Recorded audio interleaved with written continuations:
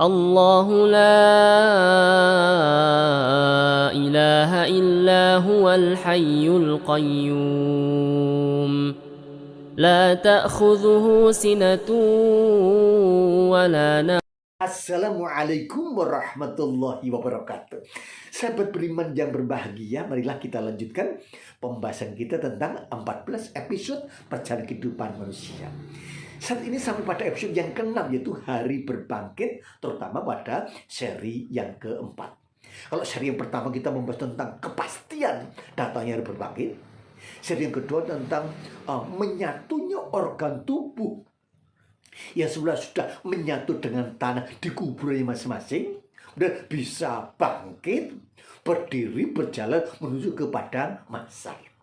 Seri yang ketiga kita kemarin sudah membahas tentang teknis keberangkatan dari alam kubur menuju ke padang mahsyar. Nah, sekarang seri keempat kita membahas tentang kondisi manusia saat tiba di padang mahsyar.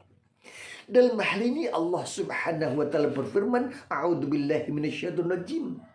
Yauma idzi yasdurun nasu astata. Pada hari itu manusia ya dibangkitkan kemudian menuju kepada mahsyar itu dalam keadaan yang bermacam-macam. Tentu sesuai dengan amalnya, sesuai dengan kondisi hatinya. Ya, liyurau a'malahum, untuk diperlihatkan amal-amalnya, dimintai pertanggungjawaban di hadapan Allah Subhanahu wa taala dan yang Maha Adil. Lebih rinci Allah menjelaskan dalam surat Ali Imran ayat 106-107.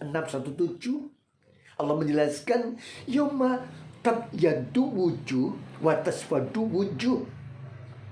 Pada hari itu ada wajah yang putih berseri-seri, tabyadul wujuh. Ada juga watas wadu wujuh, ada yang hitam muram. Nah, yang putih berseri-seri tentu wajahnya orang-orang yang muttaqin, mukminin, muslimin, muhsinin, mujahidin, gitu ya, sobi dan seterusnya.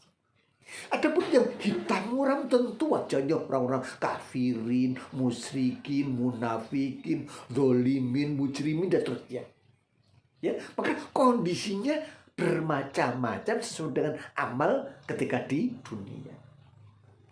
Dalam hadis diterangkan, hadis riwayat Muslim nomor 2878, Rasulullah menjelaskan, ya, yub'atsu kullu abdin ala mata alaih. Ya, jadi yub'atsu kullu abdin ya ala mata alaih. Jadi setiap hamba itu akan dibangkitkan dari alam kuburnya sesuai dengan kondisi ketika mati. Ya, kondisi keadaan. Ya, ada juga yang kemudian husnul khotimah, ada yang su'ul khotimah. Lebih rinci dalam hadis Bukhari nomor 1851,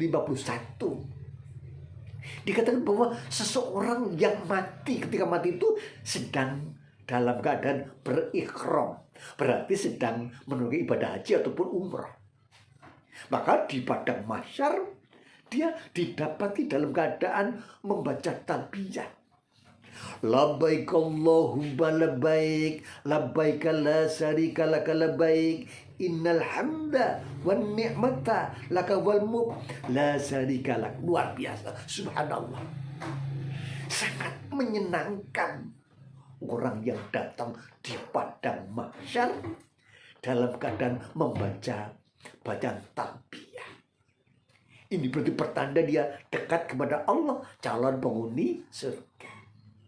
Dalam hadis Bukhari nomor 5533 dan Muslim nomor 1876 dikatakan bahwa seseorang yang mati syahid membela agama Allah, katakanlah dia perang, kemudian luka jasmaninya, atau mati ya, atau sedang katakanlah berdakwah, ya, membela agama Allah, menegakkan agama Allah, sedang khutbah misalnya, sedang isi pengajian misalnya, ya, dia kemudian mati syahid di jalan Allah, fisabilillah.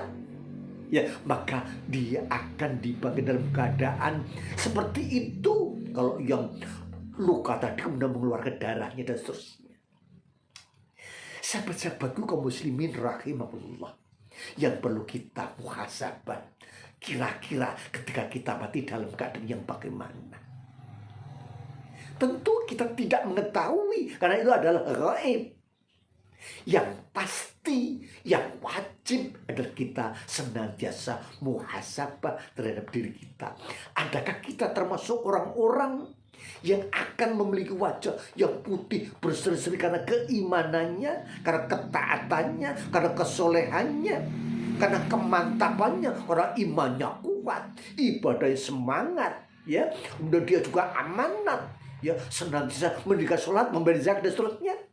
Atau apakah orang-orang yang suka bermaksiat, suka membangkang, aras-arasan beribadah, ya, tidak suka datang ke pengajian, ya, kita termasuk yang mana? Maka nasib kita di akhirat ketika berkumpul di padang mahsyar sesuai dengan amal kita ketika kita di dunia. Maka mudah-mudahan Allah subhanahu wa ta'ala senantiasa memberi kepada kita inayah, kekuatan untuk kita ya optimal menghambakan diri pada Allah dalam melaksanakan berbagai kesolehan, berbagai ketaatan, mengamalkan Quran Sunnah secara mastata'tum. Hindari semaksimalnya berbagai kemaksiatan, kedurhakaan, kemalasan, kebohongan, kesombongan. Kita tinggalkan agar kita menjadi hamba-hamba yang beruntung, yang kelak ketika di padang mahsyar akan berwajah putih berseri-seri, sedang mengalami kegembiraan karena akan bertemu dengan kekasihnya, yaitu Allah subhanahu wa ta'ala. Amin. Allahumma amin. Kurang lebihnya mohon maaf. Akhir kalam. Assalamualaikum warahmatullahi wabarakatuh.